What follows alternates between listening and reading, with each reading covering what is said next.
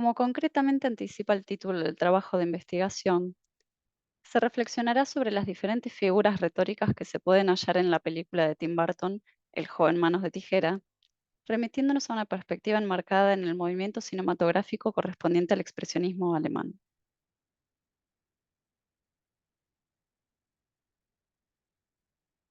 Para poder hacerlo, inevitablemente deberemos abordar el análisis desde,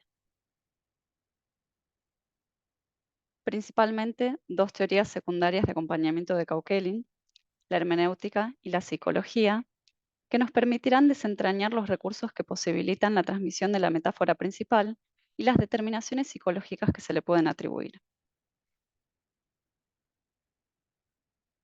Las tres categorías derivadas de la correlación triádica de Peirce, primeridad, segundidad y terceridad, que nos servirán como herramientas para adentrarnos más exhaustivamente en el desciframiento de las figuras enunciadas. Y finalmente, las cuatro teorías sobre la expresión artística de Gombrich: la función señal, la función simbólica, la función síntoma y la teoría centrípeta, relacionadas a las diferentes prácticas del arte que fueron empleadas en función de la expresión buscada.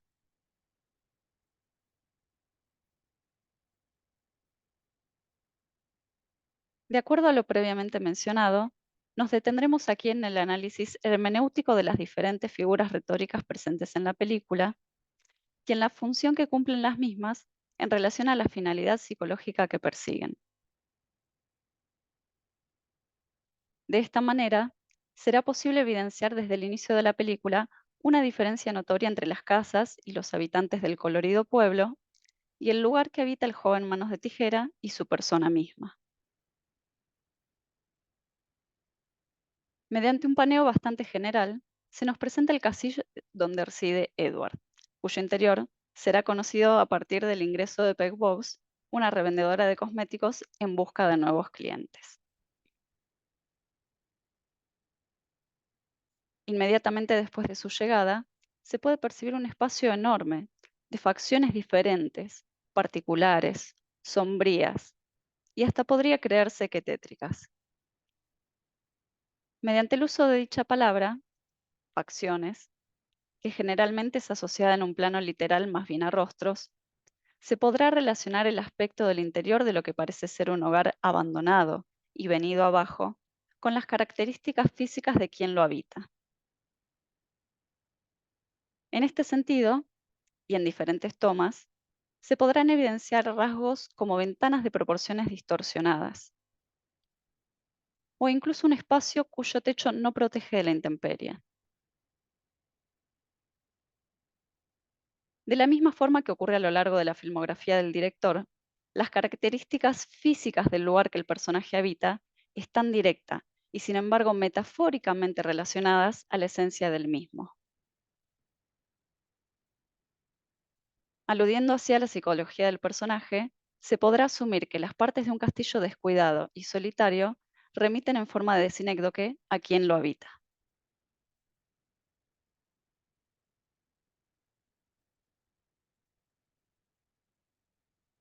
Continuando con dicha figura retórica, se podrá llegar al fenómeno que signa metafóricamente a toda la película: la sustitución por lo semejante de tijeras por manos.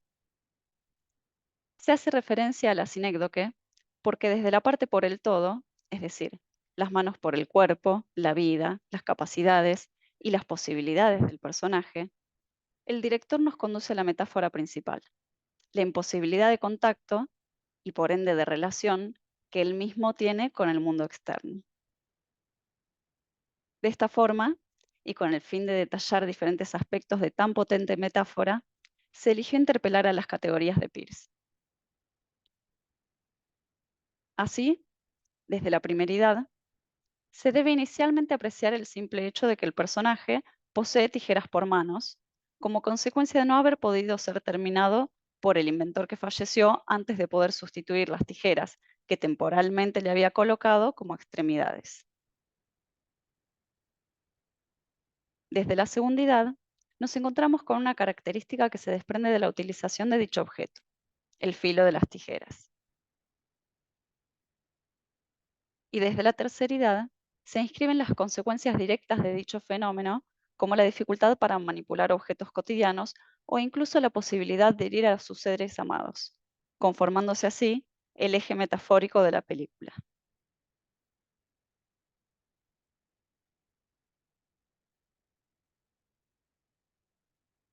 Abordada la metáfora en cuestión, de un ser que destruye todo lo que toca, y sabiendo que el personaje y la historia aquí creados se dice son autorreferenciales, resultaba menester reflexionar con relación al lugar desde el que fue ideada la película. De manera que haremos uso de las cuatro teorías sobre la expresión artística de Gombrich para dilucidarlo. Por ejemplo, si se quisiera analizar el trabajo de los actores, se podría argumentar que emplearon una función simbólica dramática e incluso sintomática. O, en el caso de la caracterización del personaje principal, se podría afirmar que se está en presencia de la teoría centrípeta, siendo que el maquillaje no es para nada inocuo, sino que más bien, desde un estilo expresionista, resalta su mirada y emociones e incluso denota la palidez de Edward que connota su autorreclusión. Pero el aspecto en el que decidiremos detenernos principalmente será el de la autoría. Desconocemos si la función señal tuvo alguna injerencia, pero no resulta relevante al análisis. El objetivo de este punto, y básicamente del trabajo, tratándose de una metáfora tan emotiva, es el de celebrar la transmisión de una idea tan pura como autorretrato del autor y director. En este caso, Tim Burton crea un personaje de historia desde un movimiento completamente centrífugo, comprendido en la función síntoma, para expresar sus emociones, sentimientos y sensaciones, haciéndonos partícipes mediante todos los recursos mencionados de una hermosa forma de contarlos.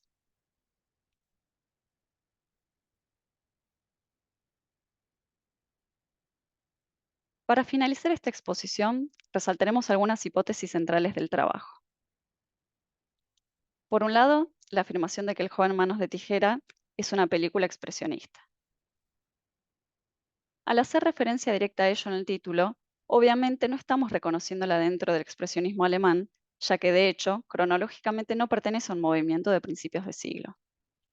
Sin embargo, se hace asimismo referencia al contexto histórico de la película para denotar que la misma contiene recursos característicos del mismo, fácilmente identificables en películas como El gabinete del Dr. Caligari o Nosferatu, por ejemplo.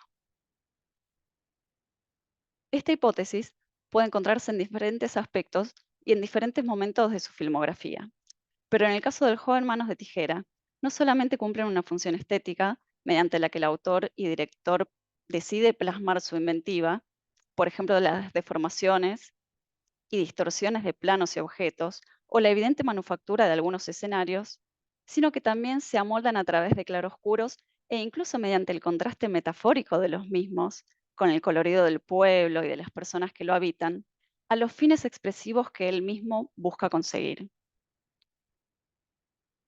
Por otro lado, nos basaremos en este primer hecho para evidenciar que Tim Burton encontró en este movimiento cinematográfico una vía para comunicar sus sentimientos, sensaciones y emociones. Es decir, al ver El joven manos de tijera, se presencia un caso cinematográfico poco común para las producciones de esta época, tanto desde los recursos audiovisuales empleados como desde el mensaje que pretende transmitir. Y la forma de hacerlo es a través de una clara pero poética y potente metáfora que, a pesar de emitir un mensaje, deja lugar a la interpretación de los espectadores y a su misma creatividad para descifrarlo.